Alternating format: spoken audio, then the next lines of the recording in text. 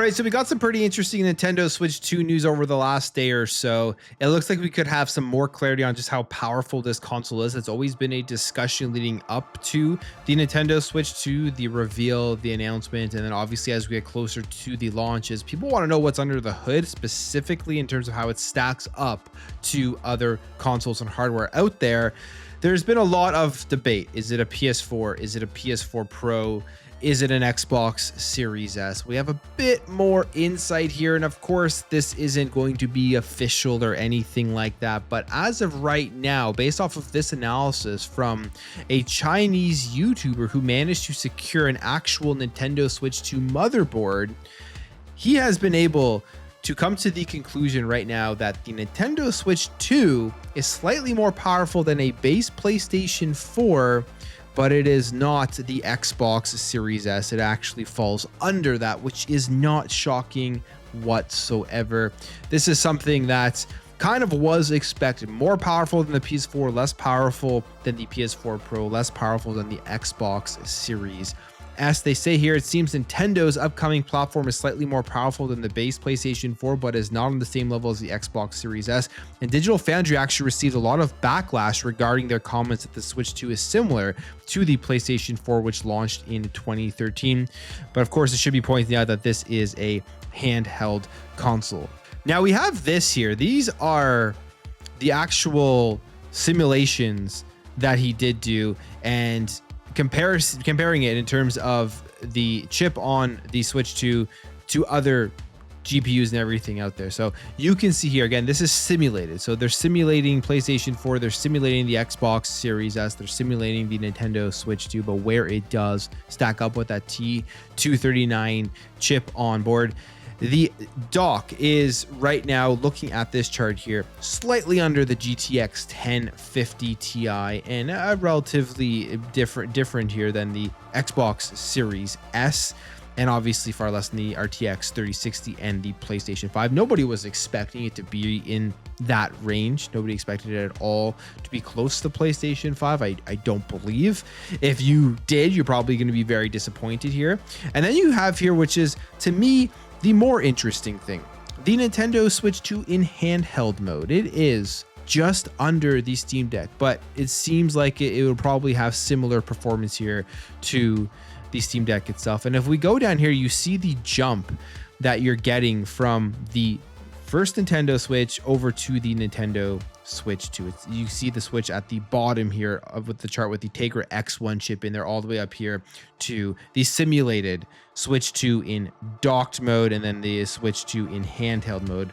And a big jump here in terms of the docked, it's a 696% jump, and then in terms of the handheld, it is a 752% jump. So that is going to be good to hear, I think, for a lot of people who are wondering, is it worth upgrading from the Switch 1 to the Switch 2? I think the answer is absolutely. If you're looking for more power, if you're looking to play games at a steady frame rate up to the 120 FPS on the screen and everything in handheld mode, and then of course 60 FPS dock. So I think that is obviously alone in and of itself a reason that people are going to want to upgrade to the Switch 2. But we have some more clarity here, just kind of what is going on with the Switch 2 in terms of the hardware power. Slightly more powerful than a PlayStation 4. I'm not sure if that will be disappointing to some people. To me, it's fine, because the reality is Nintendo is never leading in power. They're always almost a generation behind when it comes to power. You look at where the Switch 1 is comparatively to the consoles that are currently on the market. And of course, yes, that came out 3 years before, but they didn't set up the Switch 1 to be able to compete in any form with what was on the market in 2017 or what was coming out in the next couple of years. And the Switch 2 is going to be the same. It's not going to compete with the Xbox Series X or a PlayStation 5, but it will do the job. And the other thing here with the Nintendo Switch 2 that will be more important, I think, is the software. It is the secret sauce that they have to make games run and look good with things like NVIDIA DLSS, which we have confirmed here will be utilized on the Nintendo Switch 2. That will be far more important, I think, for the longevity of this console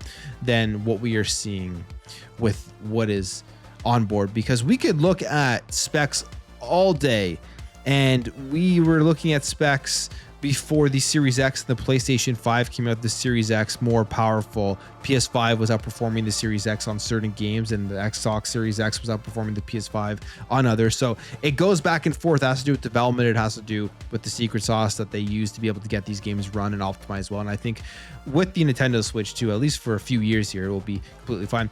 The other thing that was pretty interesting here is Final Fantasy VII Remake. The trilogy is coming to the Nintendo Switch 2.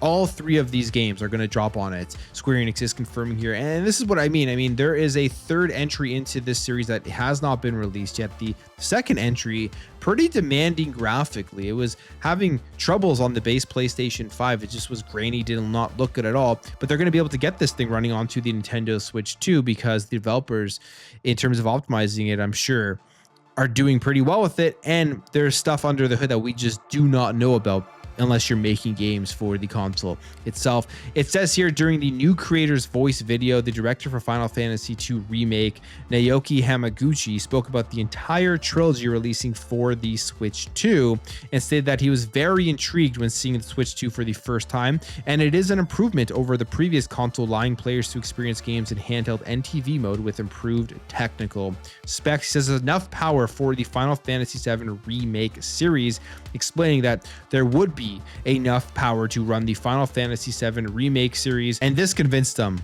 to be involved. Adding the console's power allowed him to recreate Midgar with full specs.